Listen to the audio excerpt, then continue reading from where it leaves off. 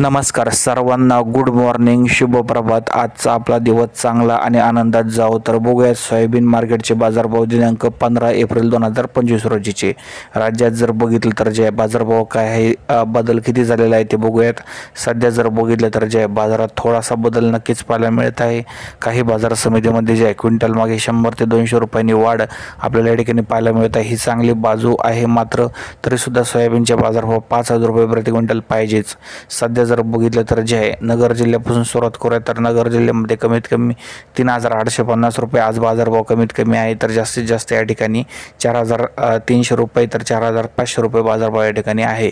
यानंतर जर बघितलं तर जे आहे जालनामध्ये कमीत कमी 3800 तर जास्तीत जास्त 4600 रुपये बाजारभाव आहे। यानंतर लातूरमध्ये कमीत कमी 3900 तर जास्तीत जास्त 4650 रुपये बाजारभाव एखाद्या वागल्याला गेलेला आहे।